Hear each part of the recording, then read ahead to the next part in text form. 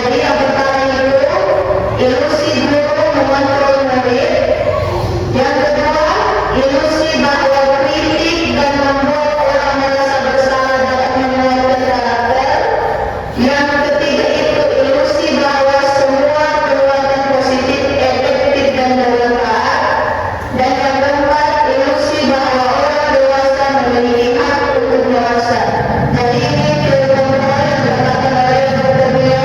Nanti kita akan belajar tentang cara mengontrol emosi.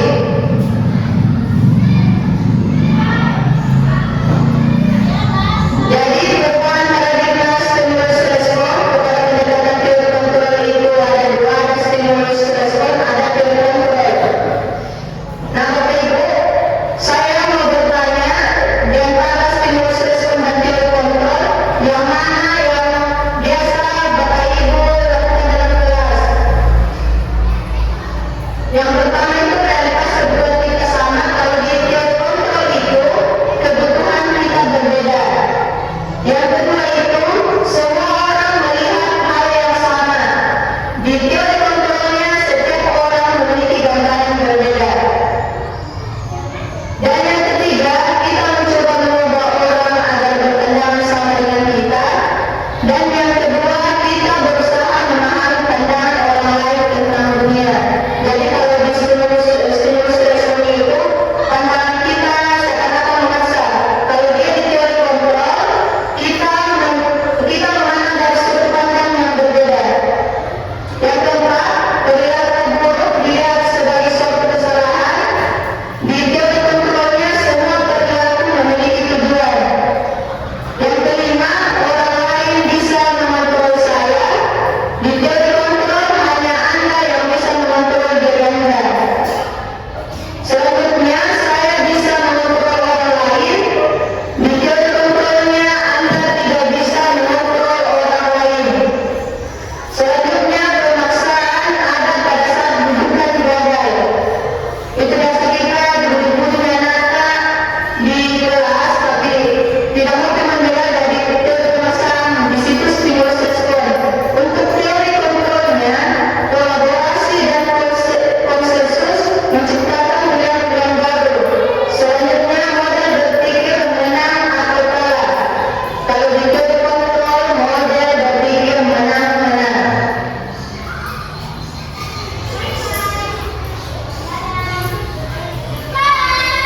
Makna kata disiplin. Dia menyatakan bahwa arti dari kata disiplin berasal dari bahasa Latin disciplina, yang artinya belajar. Kata disiplin juga berasal dari akar kata yang sama dengan disip atau murid atau pengikut. Untuk menjadi seorang murid atau pengikut, seorang harus paham betul alasan mengapa mereka mengikuti suatu aliran atau ajaran tertentu, sehingga motivasi yang terbangun adalah motivasi intrinsik, bukan ekstrinsik. Dari motivasi dalam diri, bukan karena paksaan dari luar, karena takut dihukum atau segala macamnya. Jadi kita berfokus di intrinsik yang ada dalam diri Anda sendiri. Jadi kita masuk di budaya positif di sekolah, yaitu nilai-nilai dan kebiasaan-kebiasaan di sekolah yang berpihak pada peserta didik agar mereka dapat berkembang menjadi pribadi yang kritis, penuh hormat dan tanggung jawab.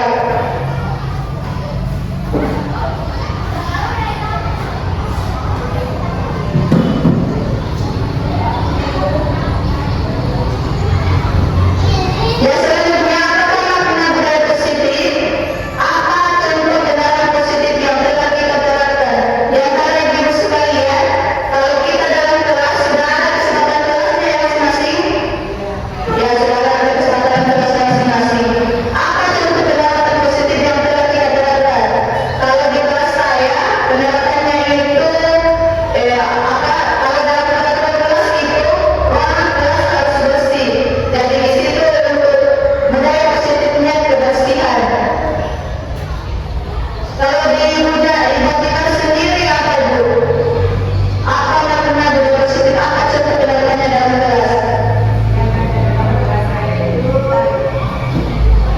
menjaga ketertiban kelas. Jadi di situ anak-anak diarahkan supaya tertib, tertib masuk kelas, tertib mengikuti pelajaran, kemudian tertib juga dalam waktu istirahat. Pokoknya tertib dalam segala hal di dalam kelas. Ya, terima kasih Bu Yadi. Atau ada dari Bu Wati, Bu Siska? Ya, Bu Siska.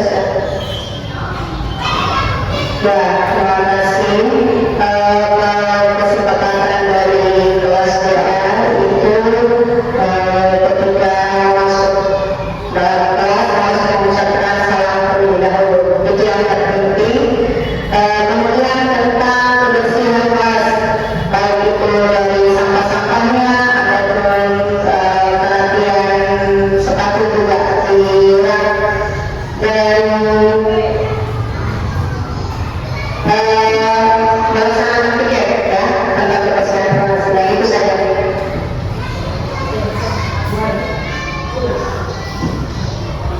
Ya, saya rasa hampir sama semua ya di kesempatan tes kita, hampir sama semua tentang penerapan yang positif.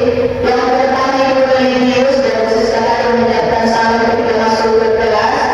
Yang kedua dari Bu Adi tertib atau disiplin, disiplin waktu, disiplin datang ke sekolah. Jadi lanjut filosofi pendidikan kehajar Dewantara. Jadi filosofi pendidikan kehajar Dewantara tersebut saya pelajari di modul 1.1. Yang pertama itu bukan tabula rasa. Semua anak terlahir dengan bakatnya masing-masing atau unik. Yang kedua, buku tertib. Yang ketiga, tugas guru menuntun bakat tersebut agar anak tumbuh dengan selamat dan bahagia. Dan jangan lupa, anak menuntun anak itu sesuai dengan kodrat dan sanamnya.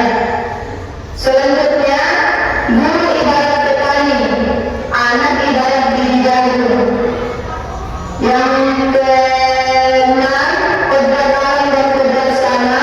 Dan yang terakhir berpihak pada anak. Jadi intinya itu kita di kurikulum merdeka, intinya murid dan murid. Di sini kodrat lain dan kodrat sama. Jadi selanjutnya tentang perubahan paradigma.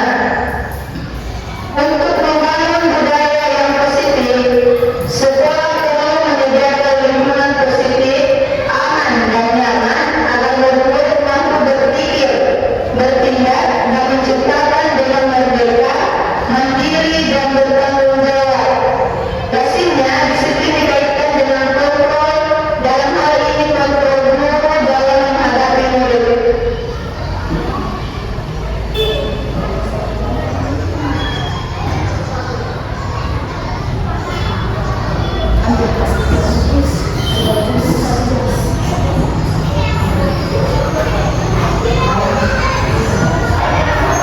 Tiga motivasi perilaku manusia. Jadi tiga motivasi perilaku manusia dikatakan oleh Jan Rosten dalam bukunya Restoring School Discipline. Yang pertama itu untuk menghindari ketidaknyamanan atau hubungan. Jadi setelah mempelajari Bapak Ibu, ternyata dalam nilai kontrol itu yang paling rendah itu apa? Yang paling rendah itu adalah dukungan. Yang kedua untuk mendapatkan imbalan atau penghargaan dari orang lain. Dan yang ketiga untuk menjadi orang yang mereka inginkan dan menghargai diri sendiri dengan nilai-nilai yang mereka percaya.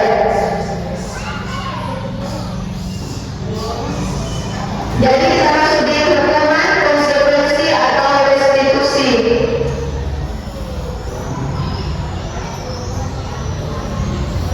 Yang pertama kita masuk ke keyakinan kelas.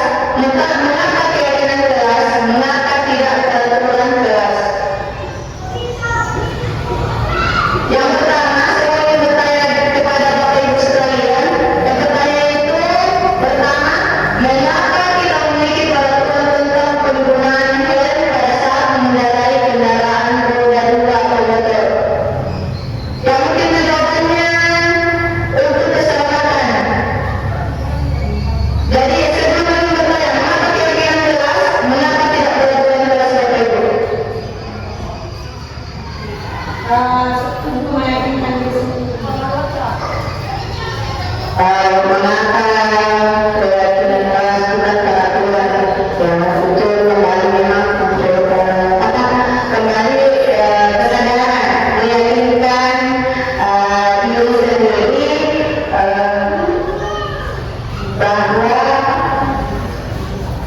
keyakinan kelas, bukan peraturan kelas.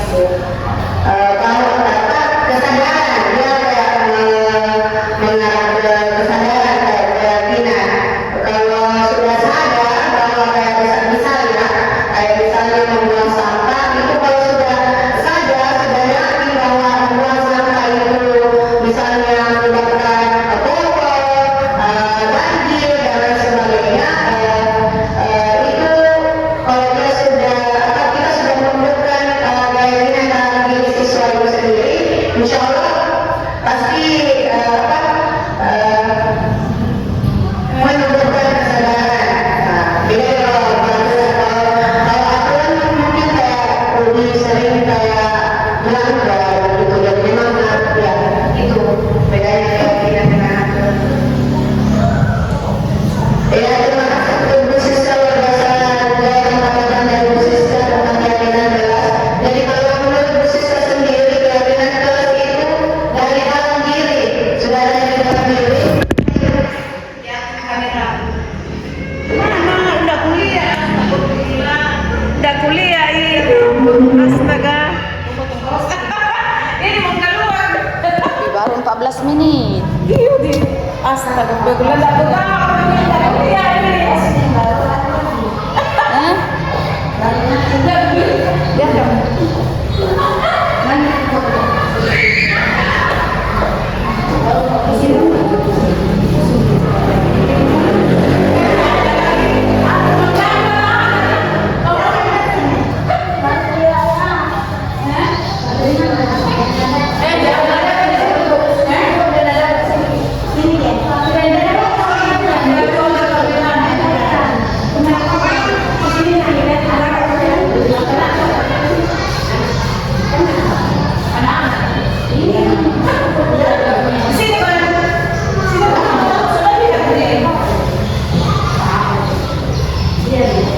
Jadi betul sekali tadi dari Bu Siska, luar biasa sekali tentang apa dengan keyakinan kelas, mengapa tidak keyakinan kelas. Kalau keyakinan kelas itu dari prinsip dari dalam diri sendiri, bahwa anak-anak yang terstruktur sudah mengerjakan nih. Kalau keyakinan kelas, anak-anak masih takut dengan hukuman dari gurunya. Kalau dalam PPO ada hukuman tinggi. Kalau dia di peraturan kelas. Ya, selanjutnya di poin kedua, mengapa kita memiliki peraturan tentang penggunaan masker dan mencuci tangan setiap saat? Kemungkinan penggunaan adalah untuk kesehatan atau keselamatan. Kalau kita punya peraturan dalam kelas menjaga kebersihan itu Bapak Ibu, keyakinan kelasnya apa? Kesehatan kah? Atau dilarang membuang sampah sembarangan? Kalau dalam keyakinan kelas tidak boleh ada kata tidak. Tidak boleh ada kata tidak. Iya, jangan. Itu dilarang ya Bapak Ibu. Jadi kalau dalam peraturan masih bisa, tapi kalau sudah ke keyakinan di budaya positifnya, diusahakan tidak ada kata tidak. Jangan sama sekali.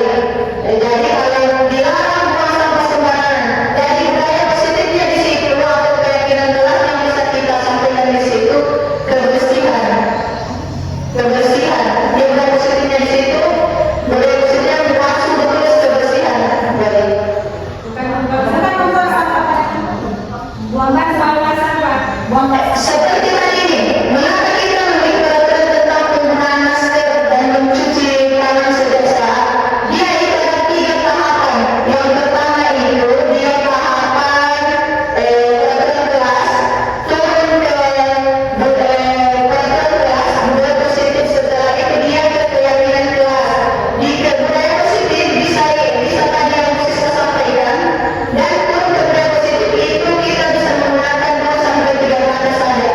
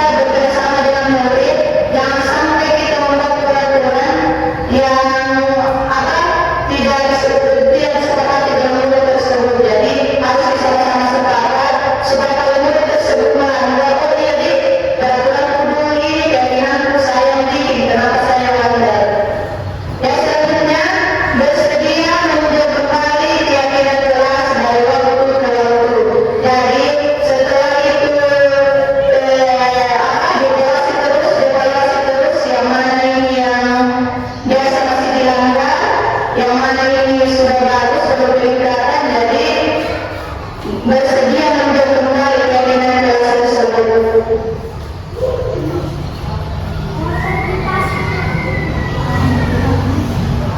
Contoh keyakinan sekolah atau kelas. Di kelas 1 ada 2 contoh ini, dari kelas rendah dan kelas rendah dan kelas tinggi. Di kelas rendah itu setiap anggota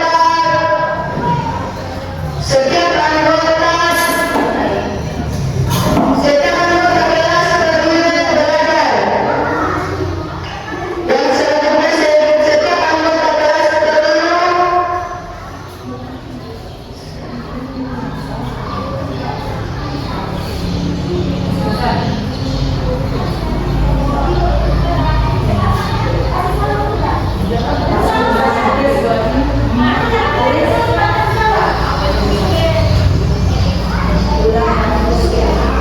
contoh keyakinan sekolah atau kelas. Di sini ada dari kelas rendah, kelas 1 dan kelas tinggi.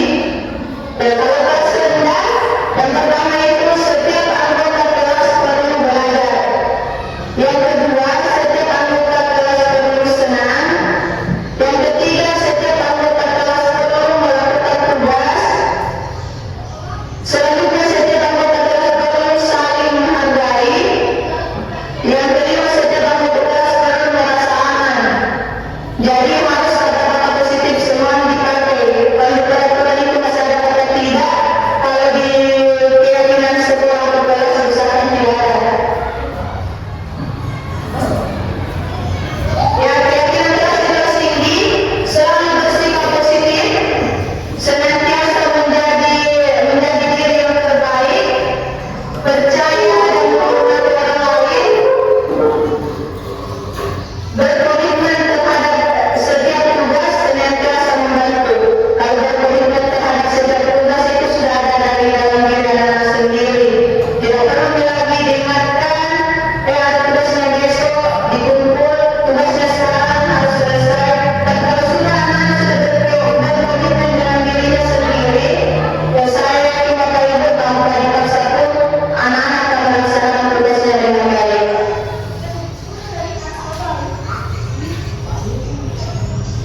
Jadi kita masuk di 5 kebutuhan dasar manusia.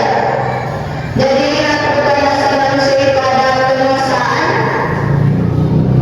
ada kasih sayang dan rasa diterima, kebebasan, kesenangan dan bertahan hidup. Nanti kita akan bahas satu-satu apa yang dimaksud penguasaan, kasih sayang dan rasa diterima, bertahan hidup, kesenangan dan kebebasan. Nanti ini Bapak Ibu kita akan mengingat pasti sesuatu, oh ini sesuatu kategori dia butuh kasih sayang dan rasa diterima. Biasa pada anak-anak yang masuk cari perhatian, biasa dia termasuk di kasih sayang dan rasa diterima. Jadi nanti ini di sama seperti saya pada diri sendiri, oh ini kan sesuatu jarang datang ke sekolah karena dia masalahnya di bertahan hidup. Biasa kehilangan lemaknya di kebun. Jadi selanjutnya restitusi 5 posisi kontrol. Yang 5 posisi kontrol tersebut tadi yang saya sebutkan, dan Boston dalam bukunya Restitution mengungkapkan bahwa guru perlu menunjuk kembali penerapan disiplin di dalam ruang kelas mereka selama ini. Apakah telah efektif? Apakah berpusat memerdekakan dan mengajarkan murid? Bagaimana dan mengapa? Melalui serangkaian riset dan berdasarkan kajian teori kontrol, teori dari Dr. Miller berkesimpulan ada 5 posisi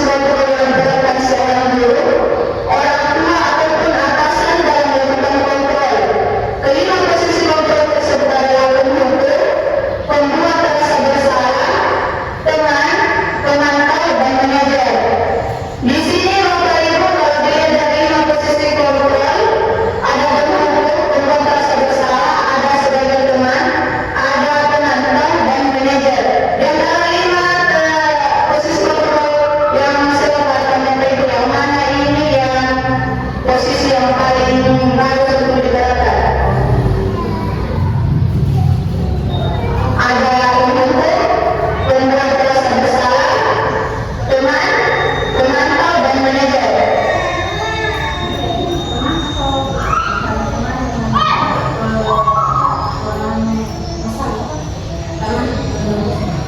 Ya, ada yang menjawab teman, ada yang menjawab pemberantas bersalah. Nanti kita lihat yang mana yang paling bagus untuk kita terapkan.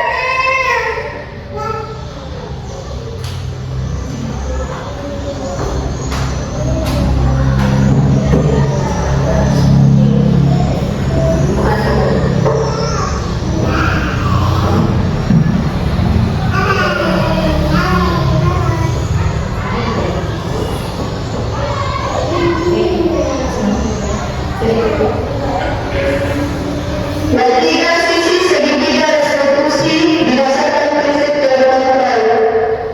Jadi segitiga restitusi itu ada tiga tahapannya berbentuk segitiga. Tiga tahapannya yang pertama itu menstabilkan identitas. Teori kontrolnya, kita semua akan melakukan hal terbaik yang bisa kita lakukan. Yang kedua, kalibrasi tindakan yang salah. Semua perilaku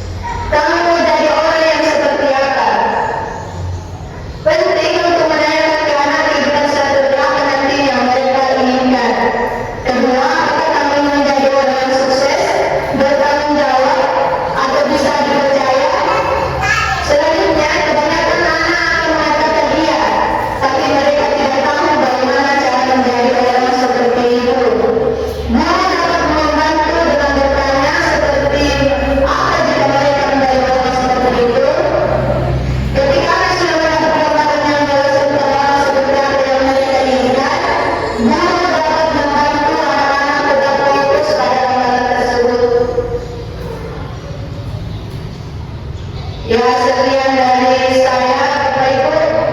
Kalau ada pertanyaan bisa. Bu Adi.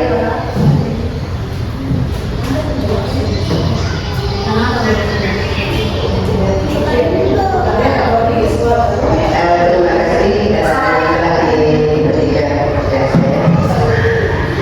Ya, betul-betul saya ingin contoh penyelesaian masalah dari sertifikat restitusi dari awal umpamanya contohnya anak terlambat ke sekolah atau yang lain, cara mengatasi masalah tadi bagaimana berhubungan dengan sertifikat restitusi. Contohnya adalah guru. Ya, terima kasih banyak atas pertanyaannya Bu Adi. Ada pertanyaannya Bu Adi, contoh penerapan segitiga restitusi. Jadi untuk itu saya minta 2 orang dari teman yang bersedia maju ke depan, yang satu sebagai guru dan yang satunya lagi sebagai murid.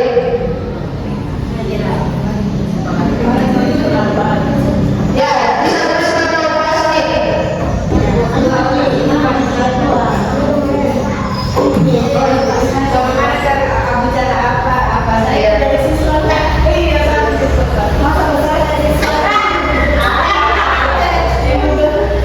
Jadi yang sebagai murid itu ada wasmi dan sebagai siswa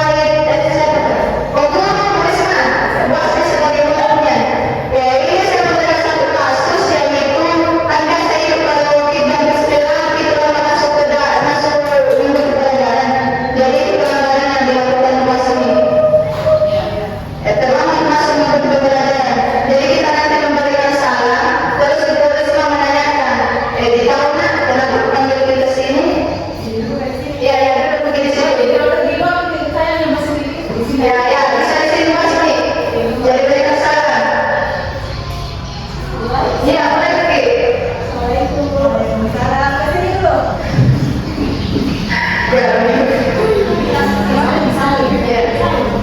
Ya, ini bangun itu dari menanyakan, ya salim.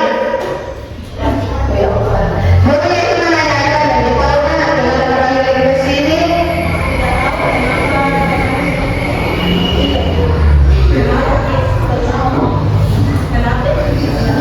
Bisa dia bersertifikat identitas.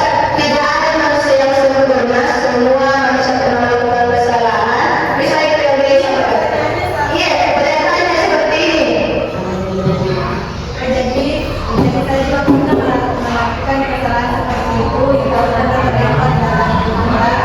Ya, betul. Bisa ditanya, apakah kami melakukan lagi?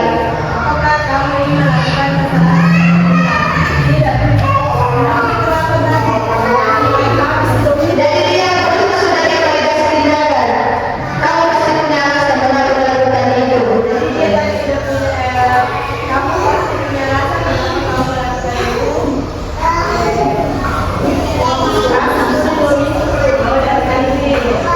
Dari kami ini, merasa simbol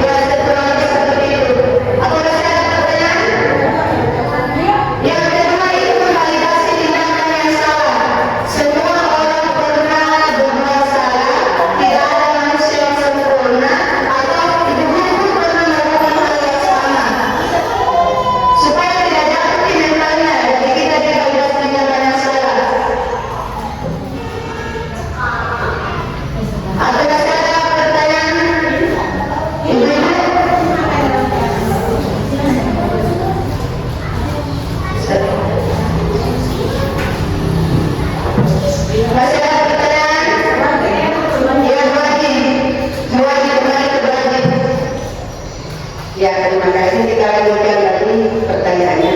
Itu tadi anak yang sudah mendapatkan visi tadi itu bagaimana karena itu kembali.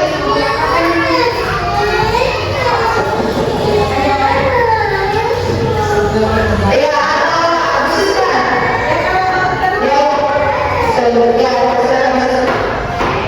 Ya, pertanyaannya dari Ibu lagi, bagaimana kalau misalnya siswanya begitu mengulang lagi.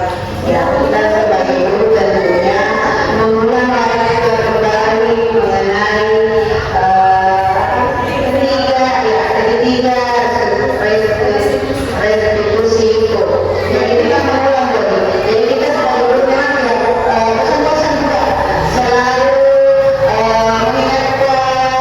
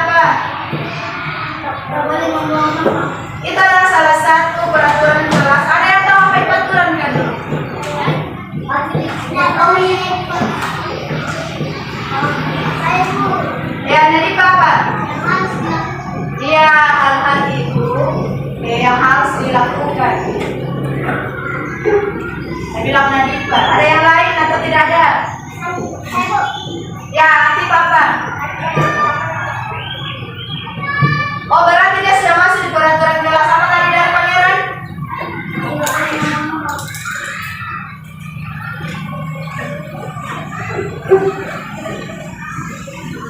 pertama apa? Tidak boleh membuang sampah sembarangan ya.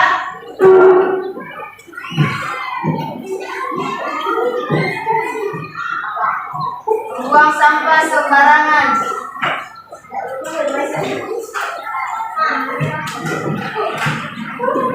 Yang kedua tadi apa, Tisa? Ya, kalau Latifah harus datang tepat waktu. Datang tepat waktu ke sekolah, berarti tidak terlambat ya. Datang tepat waktu. Apa lagi? Ya, dia apa? Harus membersihkan kelas. Ya, harus membersihkan gelas. Tunggu dulu. Harus membersihkan gelas.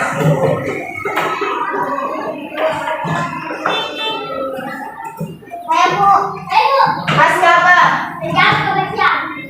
Ya, sudah kayak yang sama dengan nanti. Harus membersihkan gelas. Tulis ya, menjaga kebersihan. Ini sudah termasuk Ibu.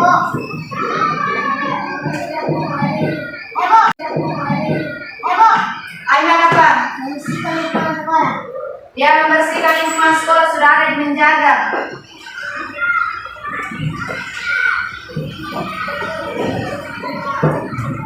Bersihkan lingkungan sekolah. Ada lagi?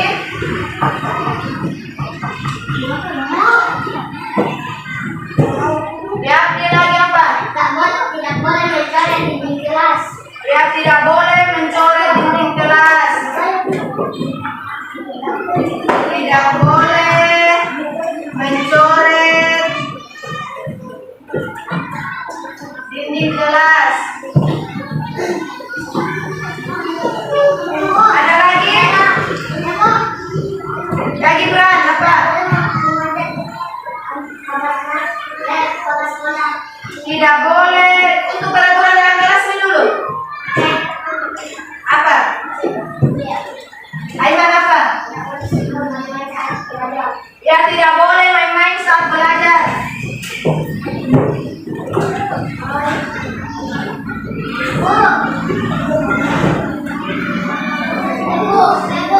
Sabar. Sabar. Yati. Ya, tidak boleh kelas-kelas tanpa meminta izin.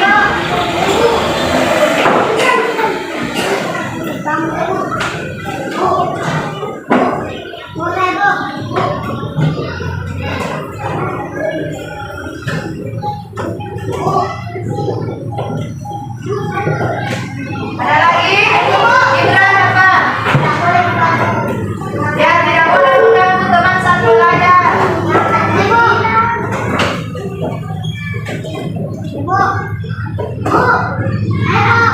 Sabar. Tidak boleh mengganggu teman saat belajar.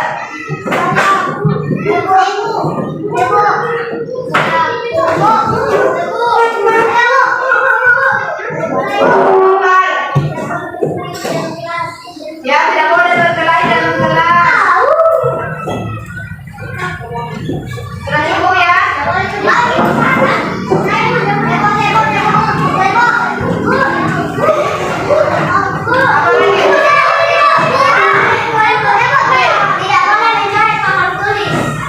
Ya, sekarang saya mencoret dinding. Ya, tidak boleh berbicara.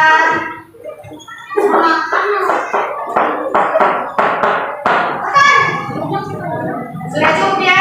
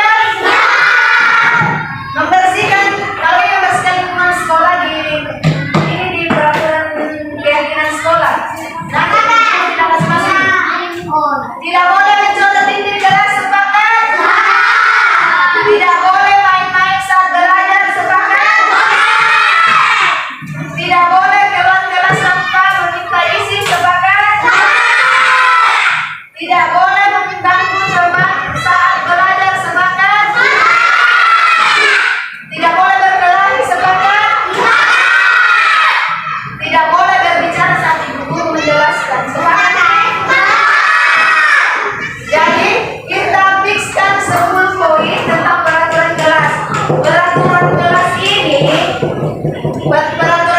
ini akan kita buat menjadi sebuah keyakinan kelas. Apa yang dimaksud keyakinan kelas?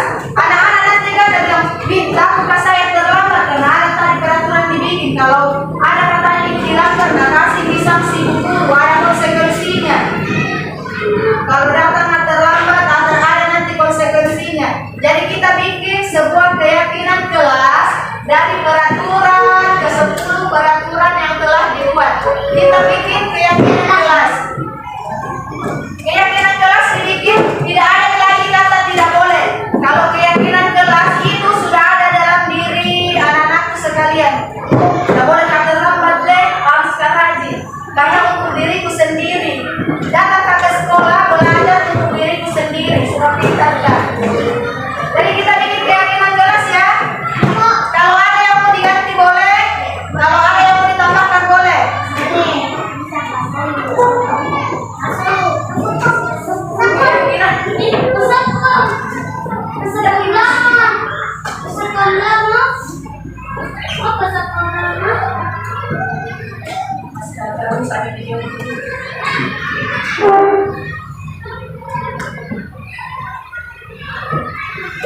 Kita masuk di keyakinan kelas.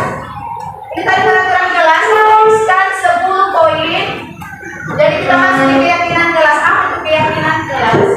Keyakinan kelas itu tumbuh dari dalam diri anak-anak. Oh, bahwa saya meskipun tidak ada konsekuensi, meskipun tidak ada konsekuensi dari hukum ketika saya melanggar, saya mau usahakan dimudahkan tepat waktu.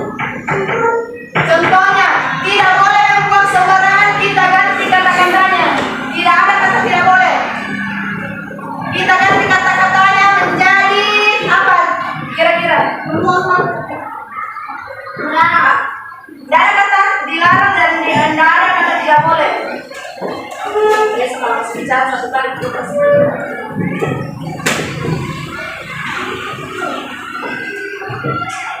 tidak ada kata tidak boleh atau dilarang.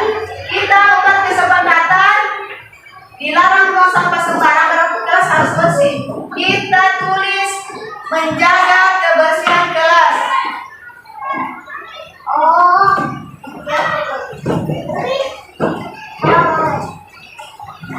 Sepakat atau tidak? Oke, berburu centang ya. Kedua, datang tepat waktu. Sepakat atau tidak? Ya, kita kembali nanti datang tepat waktu atau disiplin. Disiplin. Ya, disiplin. Datang tepat waktu atau disiplin sama nih.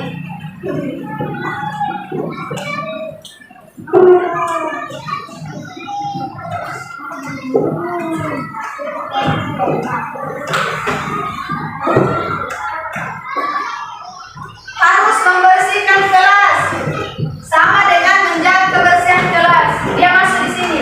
Sepakat? Kelima, keenam, tidak boleh mencoret dinding kelas. Dia termasuk apa ini? Kalau tidak boleh mencoret dinding kelas.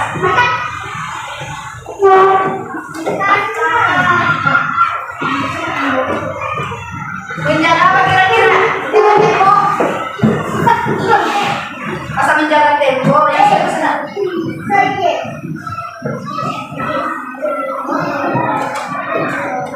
Menjaga apa kira-kira? Menjaga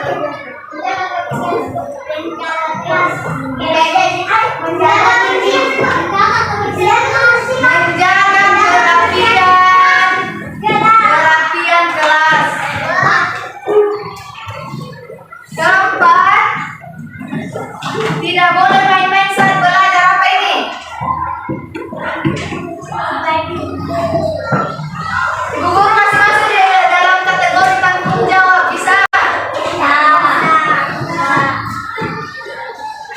Kenapa ibu guru ambil tanggung jawab? Ketika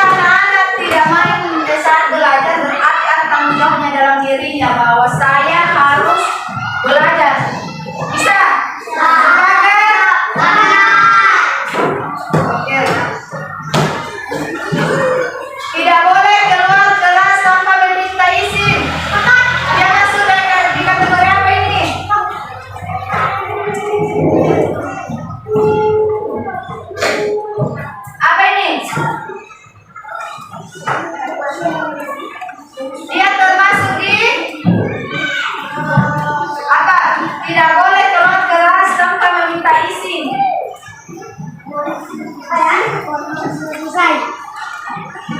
Apa? Kita masih masuk di tertib saja ya. Tertib atau disiplin bisa?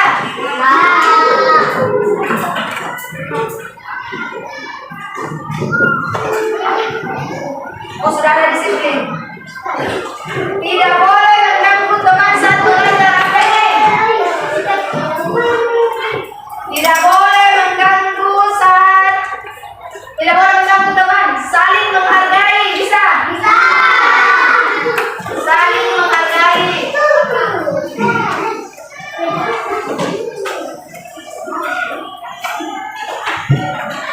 Tidak boleh berkelahi. Sudah ada tadi, kita kasih sedih tanggung jawab. Silakan Kak, silakan. Tanggung jawab. Yang terakhir, tidak boleh berbicara saat ibu guru menjelaskan.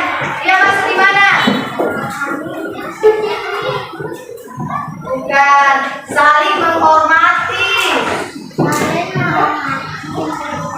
Saling menghargai dan menghormati.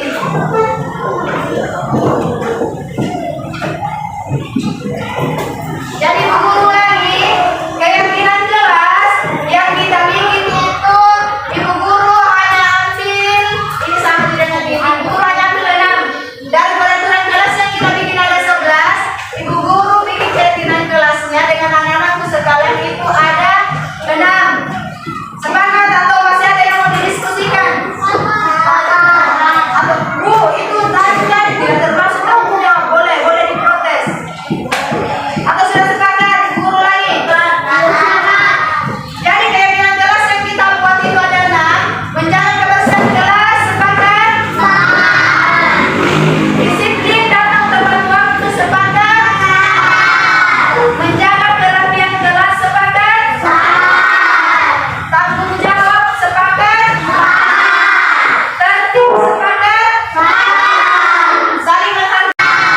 Menjaga kerapian kelas, sepakat? Tanggung jawab, sepakat? Tertib, sepakat? Saling menghargai sesama teman, sepakat?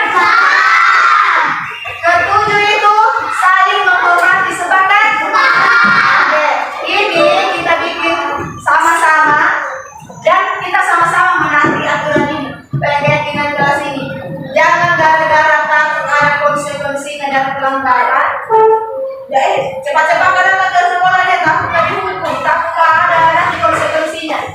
Dirubah sekarang, harus kami datang tepat waktu karena itu tugas memang. Jadi ada dari dalam diri memang. Bisa? Bisa. Oke, keyakinan kelas sudah kita buat, ada 7 poin. Ibu Guru harap anak-anak dan Ibu Guru menjalankan dengan baik. Jadi untuk selanjutnya kita akan masuki pembelajaran. Nanti Ibu Guru bikin dalam bentuk kertas kartu untuk dipajang di kelas. Oke?